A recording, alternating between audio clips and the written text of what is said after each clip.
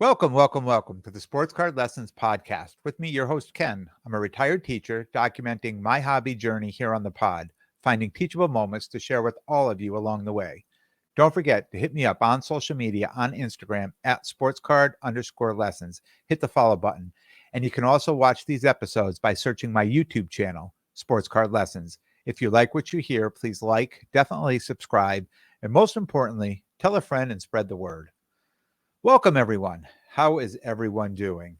Before we start, just a huge shout out to Rohan Gar, who was on the pod Monday. It was a great interview with him, and if you missed it, I recommend going back and listen to it. You won't be disappointed. Just a lot of good information in that interview. Before we start, just kind of a funny story. This is episode 39, so after episode 36. What happens is I tape these episodes, and I've talked about that I walk every day. I walk 4 miles. So during the week when I tape this episode, that night, my wife and I, when we walk, we listen to it just so I can, we just get a first listen on it.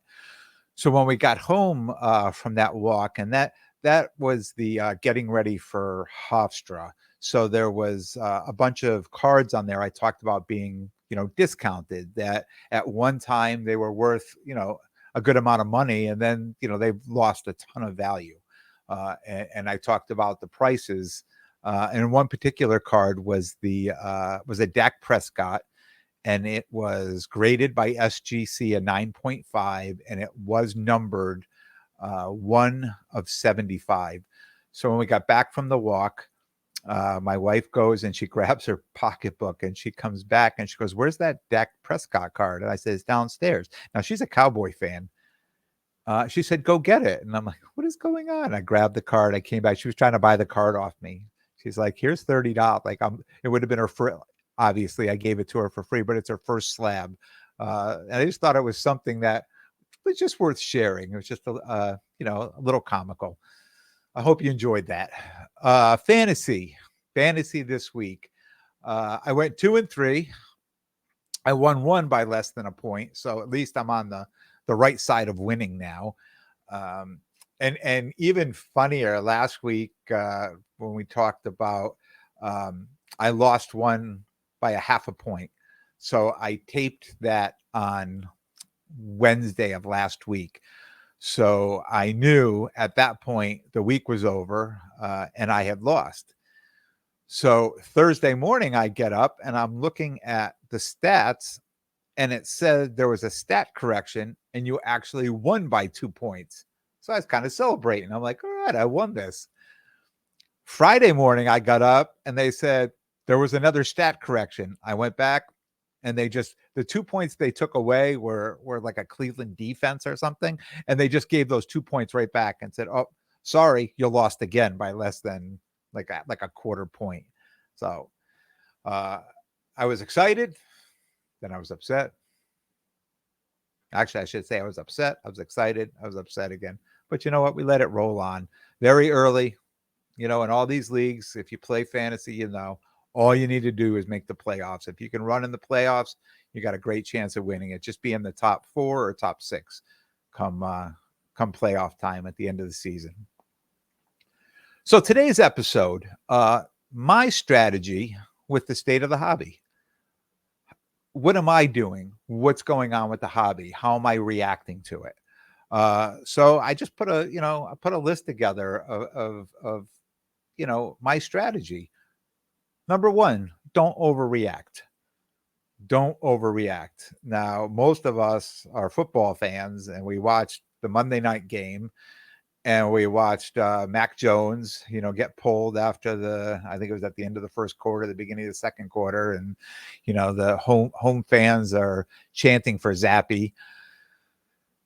Literally, while I was sitting there watching this game, all of a sudden, a flood of people are all of a sudden selling their Mac Jones cards. Right? By Tuesday morning, people who know that, I have a good amount of Mac Jones cards were just messaging me, "Hey, I know you collect Mac. These are for sale. Those are for sale." At some of them at ridiculous price, and I'm like, "What is going on?" I mean, is people really overreacting this quickly. I mean, this is Bill Belichick and the Patriots, right? You know, it's unbelievable how fast people overreact to things. And really, that's why that was number one. Just don't overreact. Don't think, this is the end, and the hobby is dying, and I need to sell my cards as fast as I can before I lose. No, no, no, no. And really, if you really think if you really think you need to sell those cards that fast, reach out to somebody else in the hobby, because they'd be happy to buy them from you. I would be happy to buy them from you if you're going to let them go dirt cheap, right?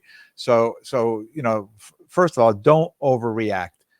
Sit back, see where the hobby goes. Number two, be present. Be present in the hobby. One of those things that, and I'm noticing with people that I've been messaging with for a long time, that all of a sudden I'm still keeping up with a couple people in the messaging, and they're just like, nah, I'm not doing anything right now. I'm not going to any show. I'm not, I'm finding something else to do right now. I'm too discouraged. I'm too this. I'm too that. Well, you can't say you're in the hobby if you're all of a sudden going to react like you don't want anything to do with the hobby as soon as it takes a turn. You got to be present, and you got to be positive. You have to be positive in this hobby. I talk to people in this hobby. Sometimes I may feel a little down now and then, but you know what? I just reach out to people in this hobby, and people are very positive, and it's contagious. Being positive is contagious. I mean, you just got to look at the bigger picture. You can't just look at what's happening today and what happened yesterday and what happened last Saturday. I mean, you have to look at this hobby as a whole, and not exactly what's happening right now in the moment. My strategy. I want to add right now. I'm going to add to my PC. Prices are looking good, and when I can find a card at a really good price, I'm going to go ahead and purchase that.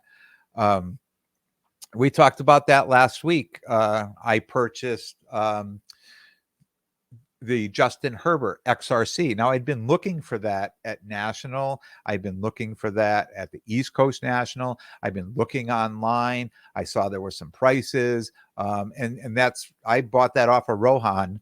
And that's how we met and got talking. And that's how he ended up on the pod doing an interview. But that was just a great price. And, when you listen to him talk he made money on that too.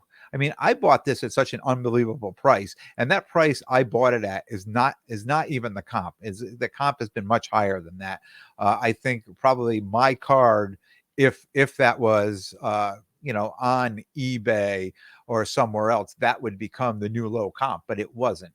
So the comps on there are still high. So I got that card at a good price, and I've been looking at other cards.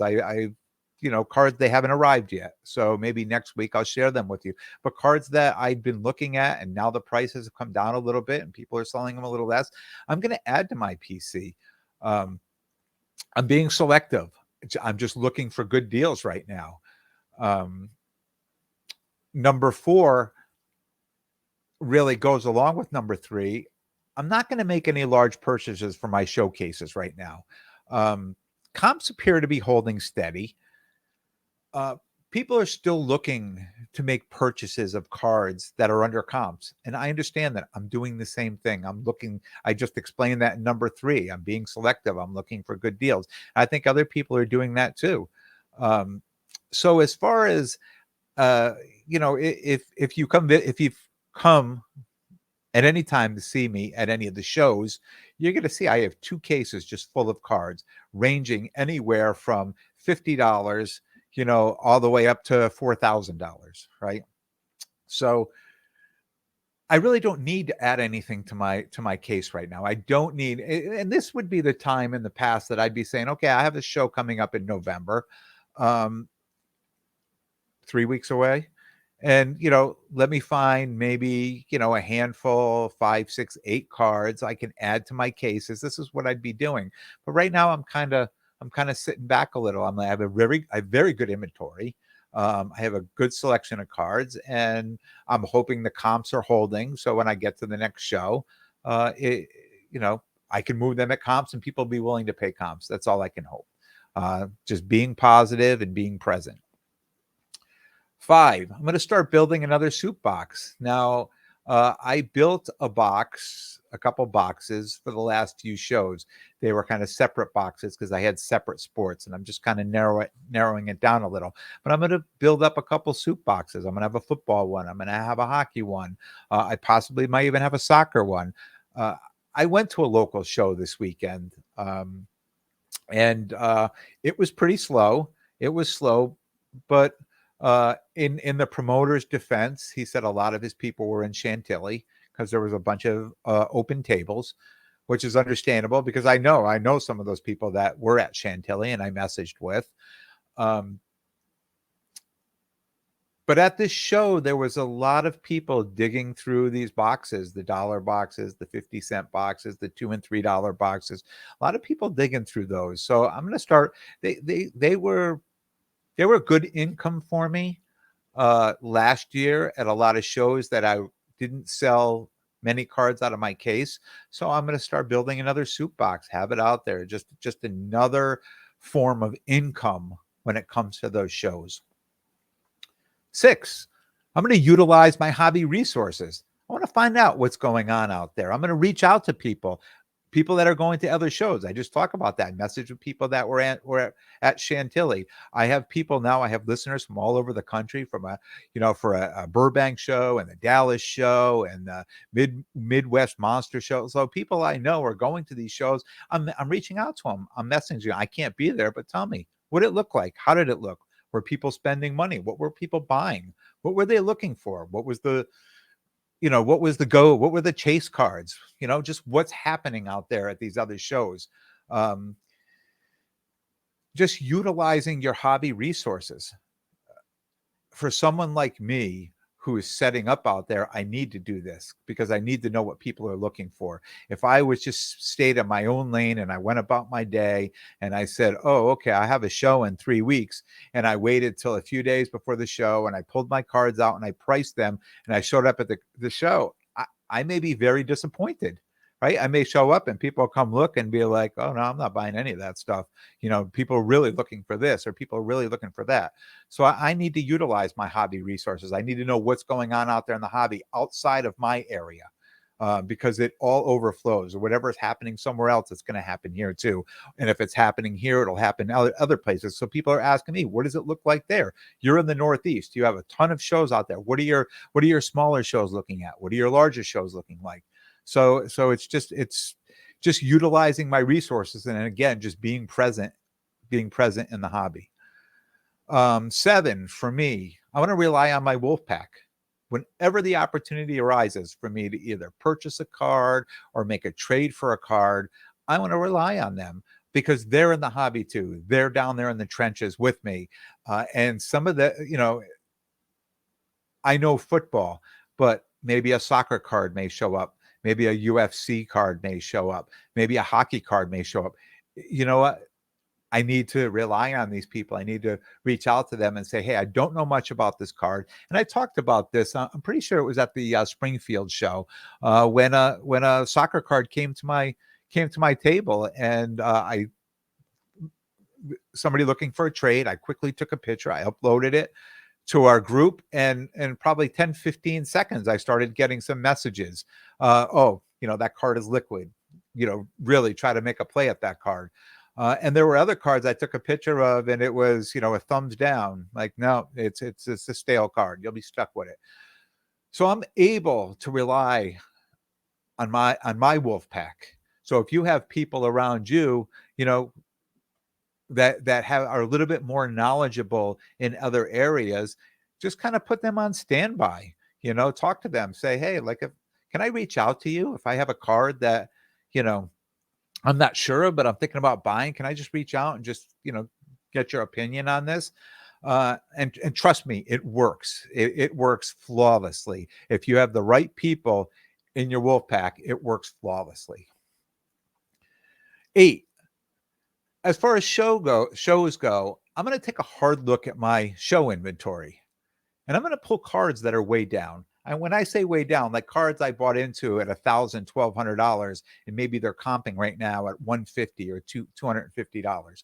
I'm just going to pull those cards right now. I did this last year. I talked about that, doing this last year, and I did it with a lot of Justin Herbert cards last year that I pulled. That it wasn't that he was having a bad season last year. It was that the market just determined that these cards I bought in July and August and maybe slightly into September had lost 30 or 40% of their value after the football season started. So I pulled these cards. I pulled these cards out.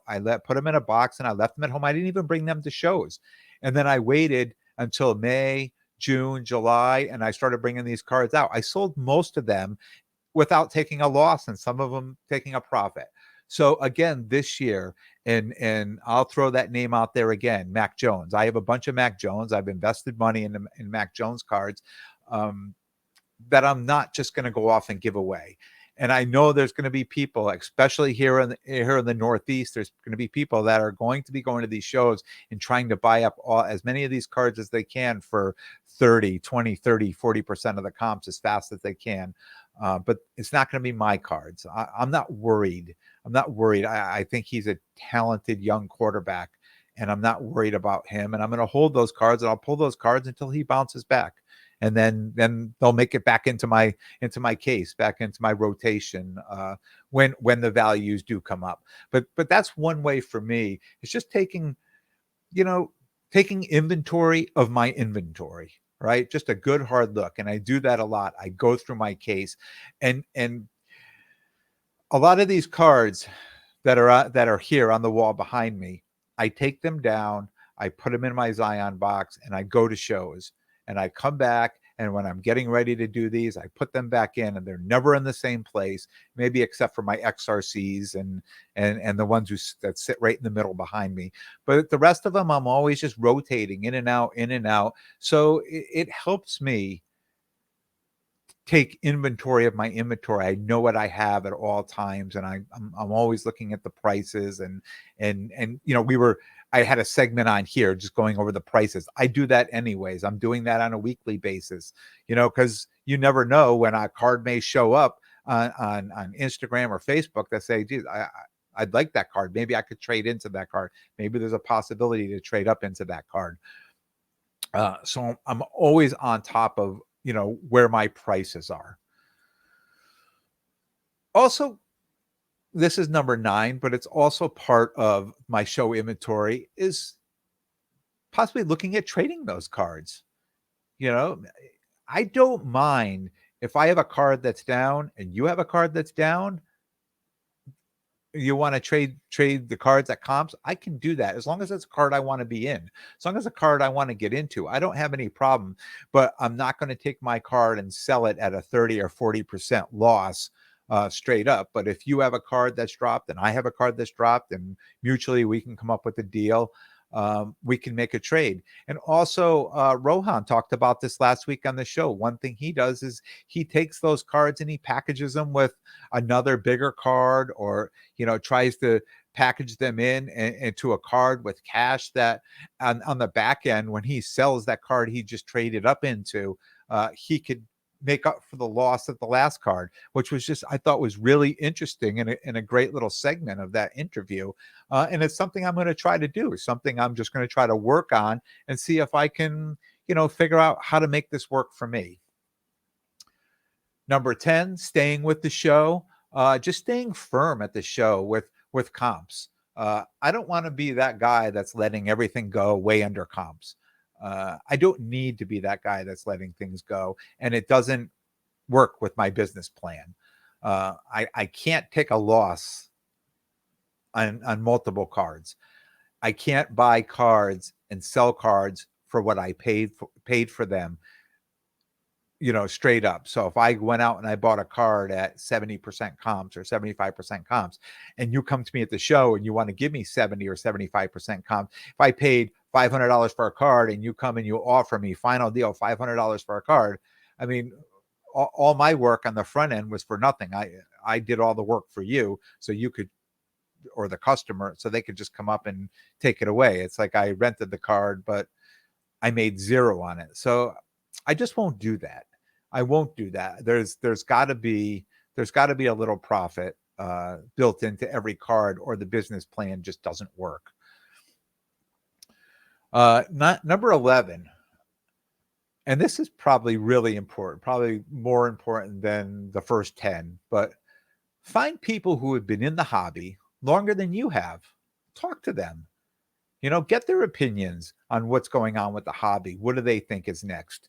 I can tell you myself, I talked about connecting with people online. There's even people in my community. Last week, I took a ride out to Ideal Cards in Terryville. I talked to Alex, and he's on Instagram at Ideal Cards.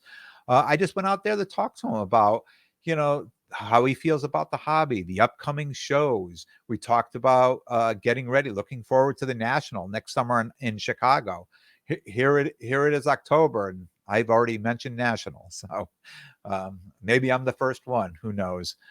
Um, but just to get out there and talk to people, just spend some time when you have the time. Maybe you can't make that trip out there. I obviously, being retired, and I schedule my days around my business. I make time to go do the things that make me happy, and going off to a card store and talking with somebody about the hobby. And it's one of those things. It's like my self-care. It's what I'm doing, and it's how I'm staying present in the hobby.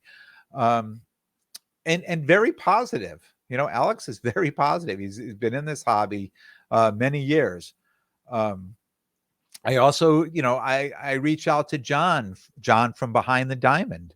Um, talk to him, another guy who's been in the hobby years, and just very positive. I mean, these two guys, Alex and John, that I just mentioned, they have over 60 years between them in the hobby.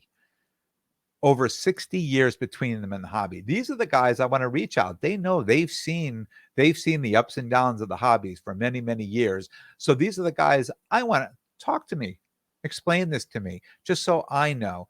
Looking forward, I know what I'm doing, right? Um, they motivate me. And if you need some motivation, reach out to somebody like this, right? They definitely motivate me as far as the future of being in the hobby, because I'm here to stay. I'm here to stay. I'm invested in the hobby. I'm invested in this podcast. I'm invested in creating this content and giving it out to you. And I'm motivated. I'm motivated to be here and do this. Um, it also motivates me. You know what? Just like everything else in this world, nothing stays the same. So if you don't keep adapting to what's going on, you get left behind quick, right? And one of the things that I've learned from people like this is really, and kind of what I pick their brains is how they've been adapting over the years. What changes? Where did you start? Where did you end up? What worked for you? What didn't work for you? Um, I've learned so much since I've jumped back into the hobby. Um, But the one thing I've learned, and it's the same thing in life, you need to keep adapting. Nothing is going to stay the same. This hobby is not going to stay the same. This hobby is going to keep changing and changing, and we just need to keep adapting to keep up with it.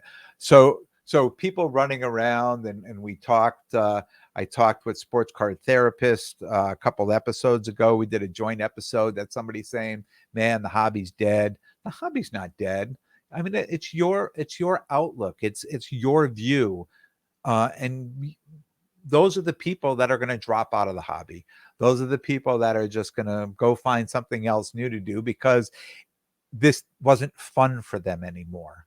And when I say fun, it was very lucrative for a few years here in the hobby, and now you really need to start putting the work in, changing, adapting, figuring out what's going to work. And sometimes people just want to move on to the next thing, but I'll tell you, I'm here, and I'm here to stay. So upcoming shows, I have the last show again. Here we are waiting for a show, right? November 19th. Can't wait. La Quinta Inn and Suites. And I just talked about this. This is, going to, I think it's really gonna show us what this season between now and the end of the year are going to look like. this is going to be a really good benchmark for that.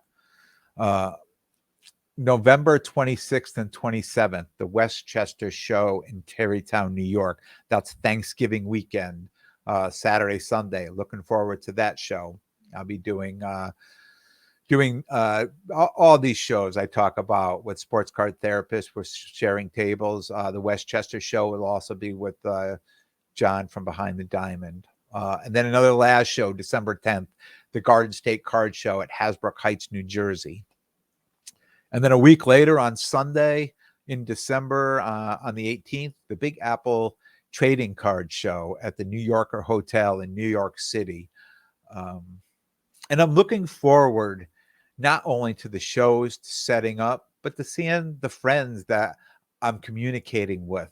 And some people I just haven't seen. Some people you see at shows, and you know, you get into like these last shows, you get into like 3 or 4 shows in 4 or 5 months, and you feel like you're seeing these people and they're stopping and having great conversation, and you may not see them again, but you know, setting up at these shows, you're going to just start seeing a lot of these people again. And I'm excited to see them and the people I'm messaging with all the time that you know, I'll start to get to see at some of these shows. So I'm excited for that. I'm excited for the next few months. Definitely between now and the end of the year, I'm looking forward to these shows and seeing people and just seeing where this hobby goes. I want to thank everyone for tuning in. And if you like what you hear, please like, definitely subscribe, and most importantly, tell a friend and spread the word. And until next time, be good to yourselves and everyone around you.